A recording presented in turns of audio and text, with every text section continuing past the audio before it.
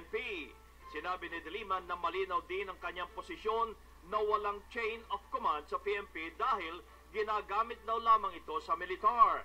Nauna nang lumabas sa report ng Board of Inquiry na lumabag si Pangulong Noynoy Aquino sa chain of command ng direktang makipag-ugnayan sa suspendidong si dating PNP Chief Alan Purisima at kay dating PNP Sub-Director Tulio Na Peñas kaugnay ng operasyon.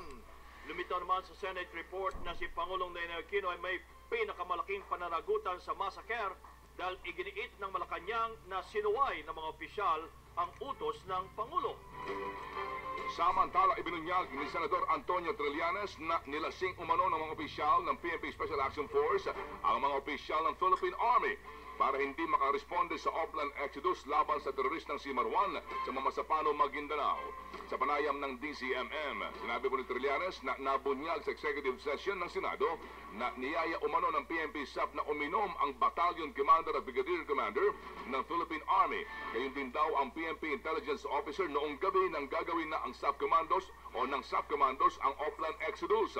Ginawaan niya ito ng PNP SAF para tiyaking hindi makakaresponde ang Army at masosolo ng SAF ang Oplan Exodus na nagbunga po naman sa pagkamatay ng 44 na SAF Commandos.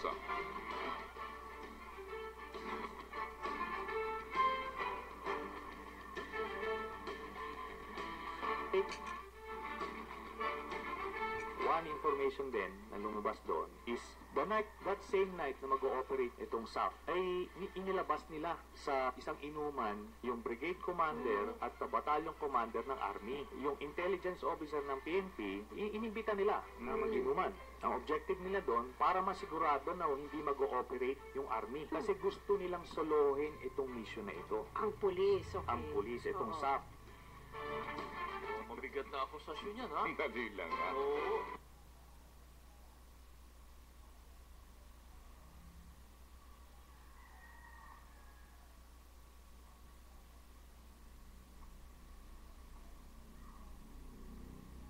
Mukhang talagang dapat na ituloy itong investigasyon para malaman pa natin kung totoo ba ito. Abay, sinalasing ang mga sundalo?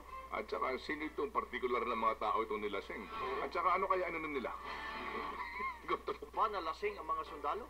At saka sino itong partikular na mga tao itong nilasing? At saka ano kaya ano nila? Kung totoo ito. Lambanog siguro. Sandali! Kinontra naman ng Commission on Human Rights ang nakasaad sa report ng Senado na massacre ang pagpatay sa 44 na subcommandos. Sinabi ni CHR Chairperson Loretta Ann Gonzales na Rosales na mas kilala mo na mas umiral ang emosyon kaysa ang pagiging patas kaya't mali ang pagtawag ng Senado na massacre ang nangyari sa Mamasapano. Hindi niya matatawag na pag-abuso ang paggamit ng matataas na kalibre ng baril at mortar sa kalaban, lalo na't hindi naman malinaw kung ano ang armas na ginamit naman ng MILF at Bangsamoro Islamic Freedom Fighters. At dinagdag pa ni Rosales na armado rin ang subcommandos na nagsagawa ng operasyon kaya't hindi may tuturing na walang kalaban-laban ang subcommandos.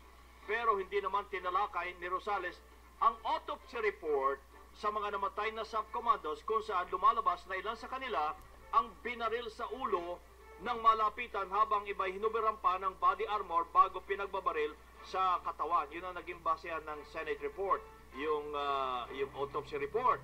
Dinipensa pa ni Rosales ang MILF at Government Peace Panel at umalma sa mga pagbatikos ng Senado. Inupakan naman ng bagong alyansa Makabayan ang pahayag ni Rosales at iginit na hindi dapat magsilbing abogado ng Administrasyong Aquino si Rosales dahil siya ay pinuno ng isang independent commission, ang CHR. Pinatikos din ni Senador Chis Escudero ang Commission on Human Rights.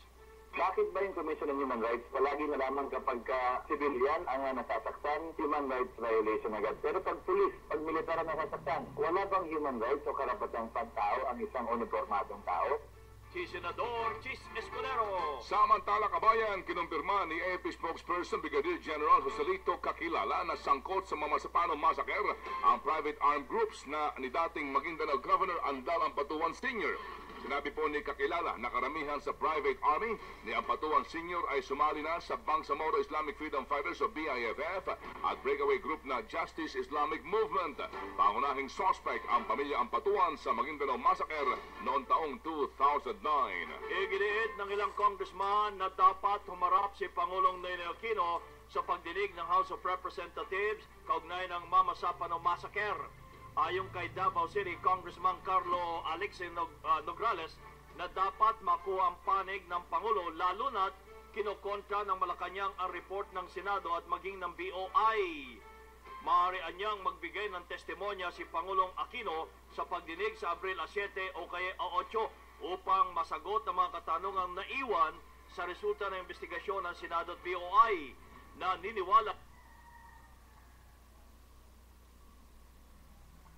rin ang ilang congressman na matutukoy sa pagdinig ang tunay na definition ng chain of command o kung kailangan bumuo ng bagong sistema na sasakop sa pananagutan at responsibilidad ng PNP.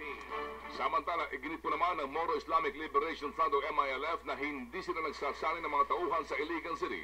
Sinabi po ni MILF Chairman for Political Affairs, Gadzali Jafar, na maaaring tinutukoy lamang daw ang orientation session kanilang ginagawa ng lokalang Bangsamoro Siklo bilang ang istorus ng BBL, gayon din ang pagkakaiba ng democratic at ministerial form of government, Muslim at Kristiyano sa ilalim ng At sa aming pagbabalik, DILG, Department of Justice at Ombudsman inupakan ni Vice President Jojo Mabinay dahilan sa pagpapakita ng political arrogance. Pagliliti sa sundalong Amerikanong si Joseph Scott Pemberton, kaugnay ng pagpatay sa transgender na si Jennifer Lode, sisimulan ngayon sa Olongapo City, RTC.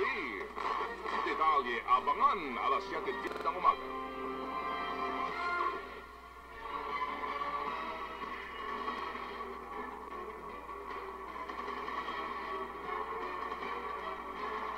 Way to start a good hair day. Introducing Dove's new daily hair vitamins. Twist, squeeze, spread, smoothen outside, apply inside till the ends. Apply in the morning and have a good hair day. New Dove daily hair vitamins. Sa Surf Fabric Conditioner, nananatiling haba-habang mo ang iyong mga damit up to 14 days. Surf Fabric Conditioner para sa haba-habang mo mga damit. 5 pesos lang. Kailangan nila pampakilig. Nor sinigang mix made with real sampalok. Asim kilig. Asim kilig. Namnamin ang asim kilig. Nor sinigang mix. Stop visible dandruff from coming back again and again. New Clear Men with Bionutrient 10 nourishes your scalp so you can continuously shield it against dandruff, helping you be dandruff-proof from visible flakes. New Clear Men helps you be dandruff-proof. I have nothing to hide.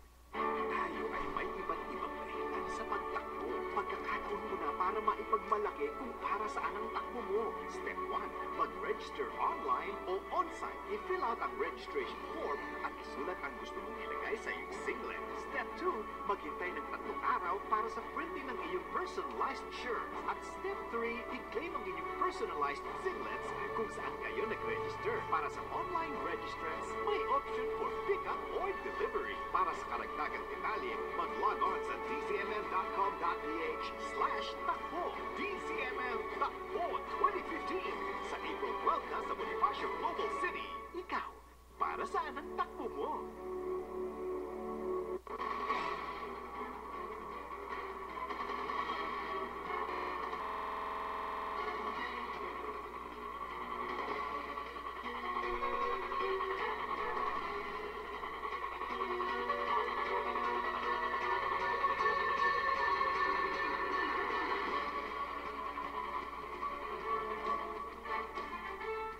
Samantala, binatikos ni Vice President Jojo Mabinay ang sinasabing pagiging arrogante ng DILG, Department of Justice at Ombudsman sa kanyang pagharap sa convention ng Integrated Bar of the Philippines sa Cebu City.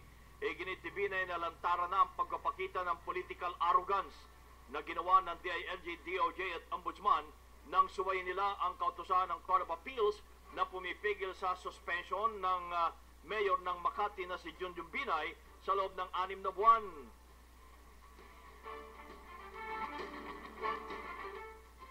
Anim na buwan o 60 days? 6 months. 6 months, anim na buwan talaga. Mm. Wow, tagal. Tanong naman ni Binay, kailan pa nanaig ang opinyon at espekulasyon sa kautusan ng korte?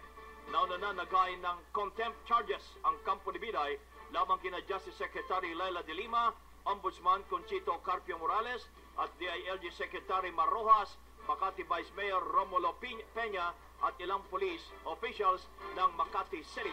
Samantala, sisimula ngayong araw ng Olongapo City RTC ang pagdinig sa kasong murder ni Lance Corporal Joseph Scott Pemberton, kaugnay pa rin ang pagpatay sa transgender na si Jennifer Lode alias o Jeffrey Lode alias Jennifer. Sinasabing patuloy na tinatalakay ng kampo ni Lode at Pemberton ang posibleng plea bargaining agreement. Umano'y ikinukonsidera ng ina ni Lode na si Ginang Julita Lode ang 21 million pesos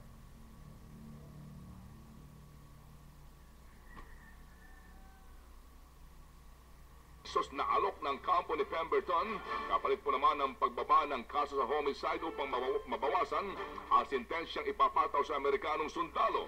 Nauna pong inihayag ng abogado ng pamilya Lode na si Attorney Harry Roque na hindi sila makikipagkasundo sa kampo ni Pemberton. Posibleng muling mantala ang Sangguniang Kabataan Election o SK dahil hindi pa rin nilalagdaan ng Pangulong Ninoy Aquino panukalang pagpapaliban sa eleksyon. Nakatagda sana sa Marso 26 ang election period matapos ito'y pagpaliban noong Pebrero. Natanggap na ng Office of the President ang SK Postponement Bill noong pang Marso 4 pero hindi pa rin ito na lalagdaan ng Pangulo. Sinabi ni Kamalek Acting Chairman Christian Lim na posibleng ilipat sa Abril adjust naman ang election period. Kapag hindi pa rin nalagdaan ng Pangulong Aquino ang panukalang batas hanggang Abril 4, may pagpapaliban na naman ang SK election. Alas 7:15 na, abangan! Negosyante, binaril at napatay ng driver na nagkakit-kita nitong sasakyan sa Valenzuela at sundalo inambos at napatay ng riding in tandem sa Bulacan. Sa ibayong dagat naman, dating Singaporean Prime Minister Lee Kuan Yew pumanaw na. 34 na tao ang patay sa nadiskaril na tren sa India. Detalye, abangan!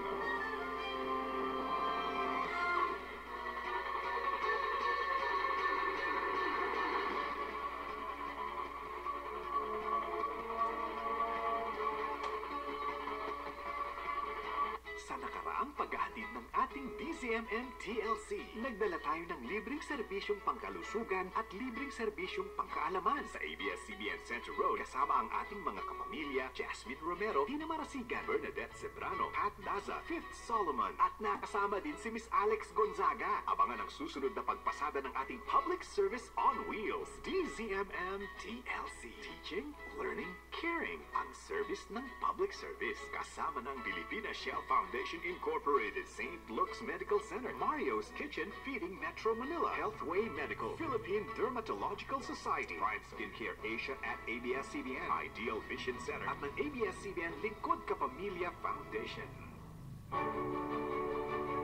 Para sa mga taong may tiwala sa akin, nung naputol to, marami talagang pagsubok. Hindi ko alam kung anong sadya ng Panginoon kung bakit. Ganito yung binigay niya sa akin kapalaran. Nung na-adapt ko yung sports, doon na nabago lahat. Natuto ako paano magdisiplina sa sarili, kumbaba sa sarili, disiplina sa tao, mapalapit sa nag-iisang Panginoon. Sobrang laki ng pagbabago nang dahil sa sports na to, laki ng binago ng buhay. Kaya parang sabi ko, siguro may plano yung nag-iisang Panginoon para sa akin. Nang dahil sa sports, nabuulit ang buhay ko. DZMM Takbo 2015 sa April 12 na sa Bonifacio Global City. Para saan ang takbo mo?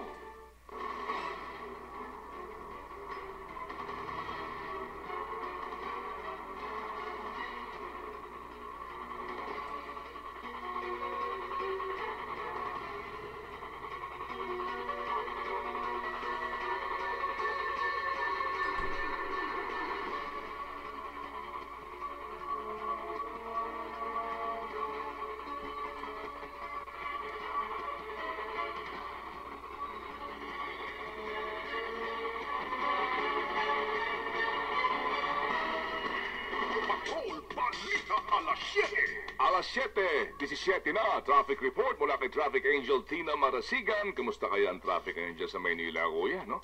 Kung kayo'y papasok sa may bandang area ho ng Sentro Escolar, San Beda, San Sebastian, Holy Spirit, naku, La Consolacion, patay tayo dyan. Good morning, Angel. Good morning sa inyong dalawa, Manong Ted at Kabayan. Unahin muna natin itong EDSA ha, para sa mga papasok pa lamang dito nga sa may bahagi ng EDSA, partikular yung mga manggagaling ng norte. Asahan na tuloy-tuloy ang dali ng mga sasakyan sa mga oras na ito. Dito pa lamang sa may EDSA Balintawak. Samantala yung mga papalabas ng EDSA galing sa may inyo papunta sa may area ng Espanya o di kaya naman ng University Belt, asahan na medyo makapalang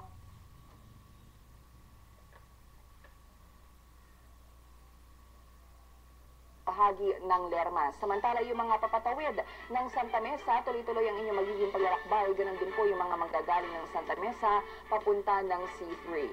Manatiling nakatutok sa DZMM Metro Traffic Live para sa iba pang updates. Ito po si Tina Marasigan. Balik sa inyo, Ted at Kabayan. Samantala, patay ang 48 taong gulang na negosyanteng si Edwin Tan matapos barilin ng driver ng pickup truck na nakagitgita nito sa may Mindanao Avenue Extension sa Valenzuela City. Minamaneho ni Tan ang kanyang kotse ng 2 beses na magtangkang mag-overtake ang driver ng pickup truck na si Ronel Rin na nakilala sa mga ID na nakuha sa kanya sasakyan. Sinasabing nagalit si Tan, hinintuan at kinumpronta ang sospek. Nagtalo ang 2 motorista hanggang sa bumunot naman ng baril ang sospek at binaril si Tan. Bumalik sa kanyang pickup si Rin pero bumaba at muling binaril si Tan bago naman tumakas. Grabe. Pakilamig. Oo, tsaka mga tao lagi may dalang baril, ha? Sa gitna po ng hirap kumiho ng permit niyan, samantala kabayan patay ang 40 anyos na Army Corporal na si Dante Bugarin matapos na tambangan po naman ng riding in tandem sa bayan po ng San Ildefonso sa Bulacan. Sakay ng kanyang motorsiklo si Bugarin at binabagtas ang highway sa barangay Makapilapil ng sundan at barilin ng mga sospek.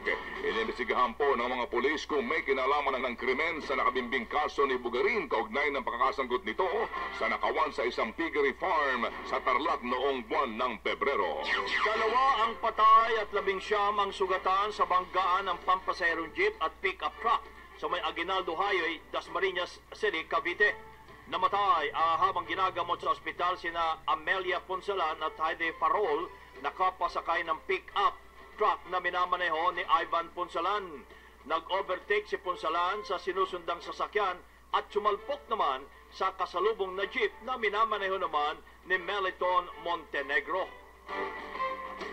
Samantala, nadiskubre ang tinatansyang kalahating milyong pisong halaga ng shabu sa loob ng comfort room ng isang fast food chain sa Mall of Asia sa lungsod ng Pasay. Nakatanggap po ng tawag ang PNP ng Pasay mula sa manager ng nasabing fast food chain at inireport ang isang kahinahinalang bag na nakabalot sa wedding gift wrap. Nagbuksan ng mga pulis ay nakita ang puting plastic na may lamang 400 gramo ng shabu. Patay naman na nagbabakasyon lamang na OFW na si Abner Abuan matapos barilin sa may Gimba, Nueva Ecija. Nakikipag-usap lamang si Abuan sa isang Helen Tiopangco ng barilin ng isang lalaking saka ang may sakit na ina. Inaalam ngayon ang motibo sa naturang pagpatay. Balita po naman sa iba yung daga sa Singapore. Patay na ang 91 anyos na si dating Singaporean Prime Minister Lee Kuan Yew. Si Lee, 31 taong namuno sa Singapore at sa ilalim po ng kanyang panunungkulan, lumago ang kinikilalang arkitekto ng pagyaman ng Singapore na kinastigo po naman dahil sa kanyang paggamit ng kamay na bakal. Sa India, 34 ang sinasa kanilang tren sa Uttar Pradesh State. Mahigit sa 20 iba pa ang sugatan. Sinasabing nagkaproblemang makina at 2 bagon ng tren hanggang sa ito ay diskaril.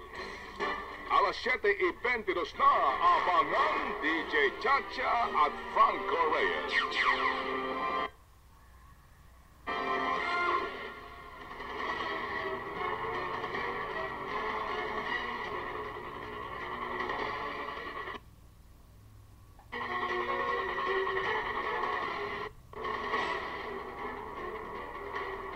Nandito po kami ngayon sa ABS-CBN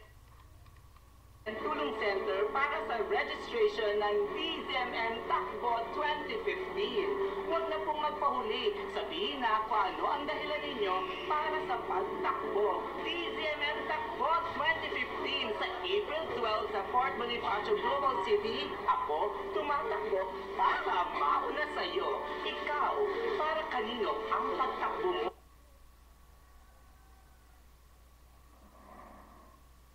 Sali na.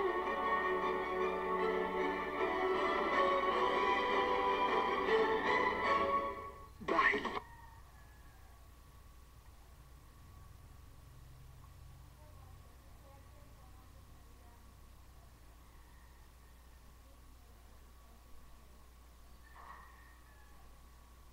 patay.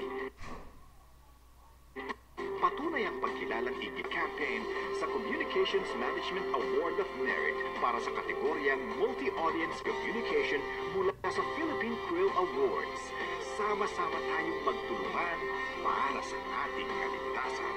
Dapat Red Alert! May pag-asa.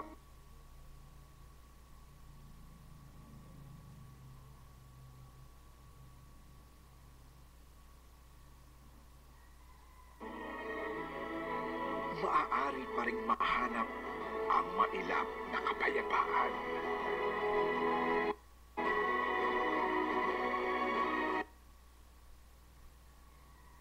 Sa anumang kadiliman, may sinag ng pag-asa hanggat may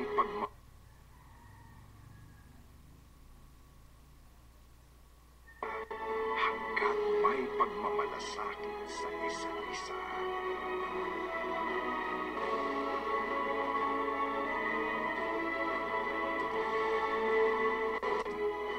In the service of the Filipino worldwide.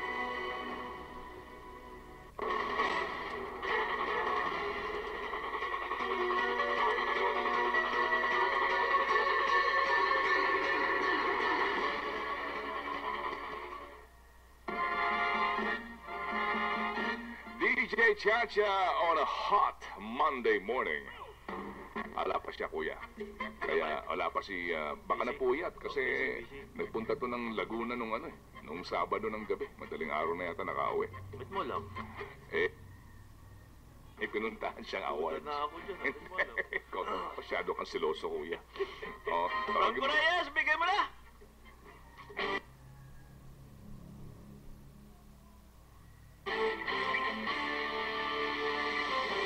Maraming salamat sa iyo, Kap Bayan at Manong Ted. Ito ang Sports Balita. Sumalang sa 7 rounds ng sparring session si People's Champ Manny Pacquiao laban sa 3 American boxer. Ikinatuwa ni American trainer Freddie Roach ang ipinapakita ni Pacman sa unang linggo ng sparring session at hinikayat ang mga sparring partners nito na makipagsabayan kay Pacquiao. Sinabihan ni Roach ang mga sparring partners